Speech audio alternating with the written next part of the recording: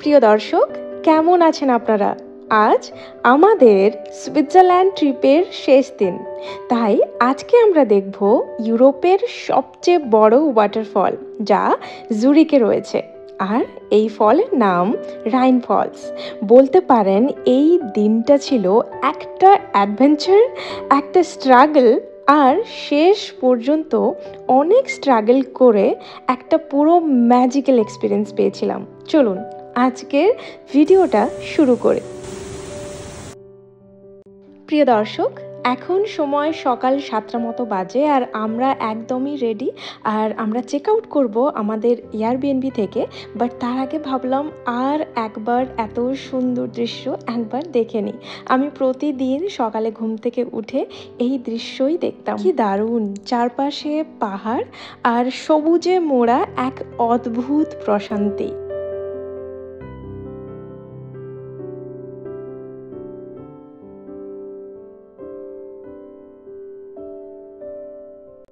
চলুন, আমাদের এখন এয়ারবিএনবি থেকে চেক আউট করার সময় হয়ে গেছে। একটা নির্দিষ্ট টাইম থাকে, তো আমরা অলরেডি চেক আউট করে এখন যাচ্ছি। কাছেই একটা বাস স্টপ রয়েছে, কারণ আমরা বাসে করেই কিন্তু মাত্র 10 মিনিট লাগবে ইন্টারল্যাকেনে যাব। ইন্টারল্যাকেন থেকেই আমরা যাব জুরিক রাইন ফলস দেখতে। আর যারা ইন ফিউচার সুইজারল্যান্ড ট্রিপের জন্য প্ল্যান করছেন, তাদের হয়তো কোনো কাজে লাগতে পারে। আমি আমরা যেখানে এয়ারবিএনবিতে ছিলাম, যে জায়গাটা এবং সেই নিয়ে রুম ট্যুরও আমি শেয়ার করেছি, সেই ভিডিওর লিংক আমি ডেসক্রিপশানে শেয়ার করব, আপনারা চাইলে দেখতে পারেন। দেখুন, আমরা ইন্টারল্যাকেনে চলে এসেছি। এখান থেকেই কিন্তু আমরা ট্রেনে যাব।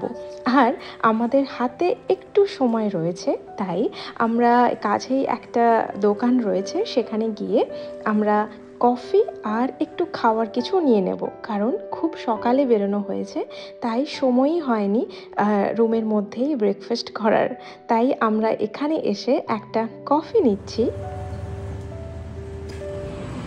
একদম সঠিক টাইমেই কিন্তু ট্রেন পৌঁছে গেছে। বিদেশে, ইউরোপ তথা ইউকে যে কোনো জায়গাতে একদম কিন্তু সঠিক টাইমেই ট্রেন চলে আসে এবং সঠিক টাইমেই ট্রেন পৌঁছে দেয় আপনার গন্তব্যস্থলে। আর এখন আমরা ট্রেনের মধ্যেই রয়েছি। এখন আমরা যেহেতু ব্রেকফাস্ট করিনি, একটু কফি আর ব্রেড খেয়ে নেব। সুইজারল্যান্ড যে কতটা একটা কস্টলি কান্ট্রি, চলুন একটা এক্সাম্পল দিই।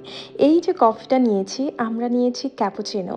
তো এটার দাম 4.50 সুইস ফ্র্যাঙ্ক, মানে যেটা ভারতীয় মুদ্রায় 500 টাকার কাছাকাছি। সেটাও ডিপেন্ড করে জায়গার ওপর, জায়গা অনুযায়ী কিন্তু দামও চেঞ্জ হতে থাকে। চলুন, হাতে কফি আর সাথে এই সামনের এত সুন্দর সুইস ভিউটা এনজয় করি।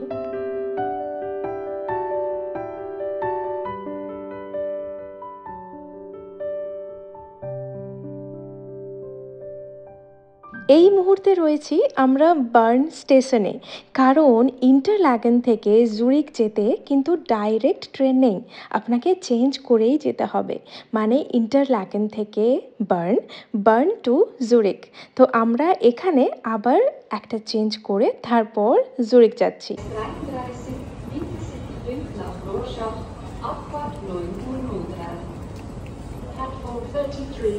প্রিয় দর্শক, ইউরোপ ভ্রমণ করতে হলে কিন্তু আপনাকে অনেক সময় ট্রেন, বাস এগুলো চেঞ্জ করতেই হয় আপনার গন্তব্যস্থলে পৌঁছানোর জন্য। শুনতে একটু ঝামেলার মনে হলেও আসলে এই পুরো প্রসেসিংটা কিন্তু খুবই সহজ এবং পরিপাটিভাবে সাজানো থাকে। আর সবটাই এত ভালোভাবে ওয়েল কানেক্টেড, আপনার কোনো চিন্তারই বিষয় নয়। এই মুহূর্তে আমরা রয়েছি জুরিকে, একদম রাইন ফলসের সামনে। দেখুন, লেখা আছে সাইনবোর্ডে। আর আমাদের ইন্টারল্যাকেন থেকে জুরিক আসতে প্রায় সময় লাগলো 2 ঘন্টা 10 থেকে 20 মিনিট এরকমই। অবশ্যই ডিপেন্ড করবে ট্রেনের ওপর, তবে 2 ঘন্টা 10 মিনিট থেকে 2 ঘন্টা 30 মিনিটের মধ্যেই কিন্তু আপনি পৌঁছে যাবেন। দেখুন এই ব্রিজ থেকেই কিন্তু রাইন ফলস দেখা যাচ্ছে। এমনকি আমরা যখন ট্রেনে আসছিলাম, ট্রেনের উইন্ডো থেকে আমরা রাইন ফলসকে দেখতে পাচ্ছিলাম।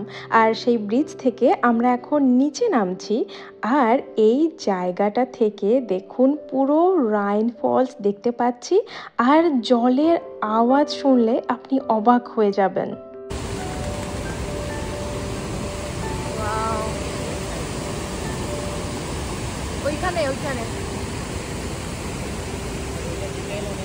তবে আমরা শুধুমাত্র এই জায়গাটা থেকে কিন্তু রাইন ফলের সৌন্দর্য দেখব না, আরও কিছু কিছু পয়েন্ট রয়েছে যেখানে গেলে রাইন ফলসকে একটা অন্যভাবে এক্সপ্লোর করতে পারবো।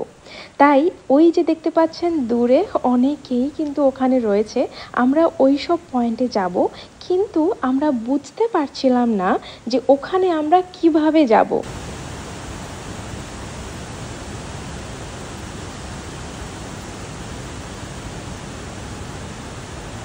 কারণ আপনি যদি ম্যাপ ফলো করেন তাহলে কিন্তু আপনি খুঁজে পাবেন না, আই মিন গুগল ম্যাপ।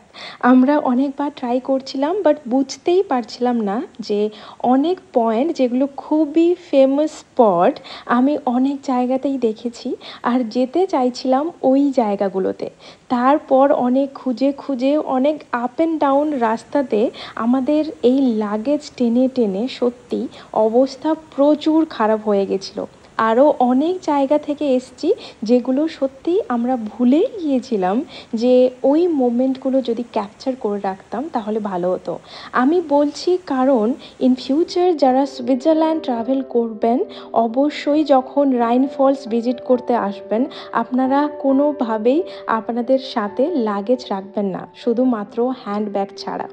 আমরা খুবই কষ্ট পেয়েছি, সেটা আমি এই ভিডিওর দ্বারা বোঝানো সম্ভব নয়, তবে বলবো যে হ্যাঁ আপনারা লাগেজ নিয়ে আসবেন না। ফাইনালি অনেক কষ্টের পর আমরা যে জায়গাতে আসতে চেয়েছিলাম সেটা খুঁজে খুঁজে চলে এসেছি।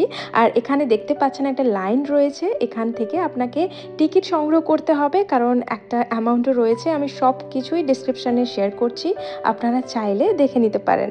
বাট এত কষ্টের পর এখান থেকে রাইন ফলের এত সুন্দর ভিউ দেখে আমি সত্যি খুবই অবাক এবং খুব হ্যাপি যে অনেক কষ্টের পর হলেও এত সুন্দর জায়গাটা ভিজিট করতে পারছি। আর যে জলপ্রপাত সম্পর্কে আমি বইতে পড়তাম সেটা আমি নিজের চোখে দেখতে পাচ্ছি, সেটা সত্যি এক অন্য রকম অভিজ্ঞতা।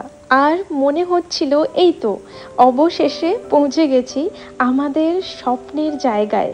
দূর থেকে জলপ্রপাতের যখন গর্জন শুনতে পাচ্ছিলাম, সত্যি মনে হচ্ছে এক অন্য রকম জগতে রয়েছি।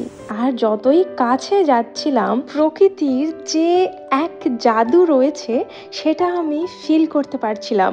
বিশাল জলের ধারা, কুয়াশার মতো যেন ফোয়ারা, আর চারপাশে সবুজে ভরা প্রাকৃতিক সৌন্দর্য দেখে মনে হচ্ছিল প্রকৃতি যেন নিজের জাদু দেখাচ্ছে আমায়। সত্যি আমি খুবই খুবই হ্যাপি। এত কষ্ট করে হলেও আমি সুইজারল্যান্ড ট্রিপের শেষ দিনে রাইন ফলসের এই জাদু দেখতে পাচ্ছি।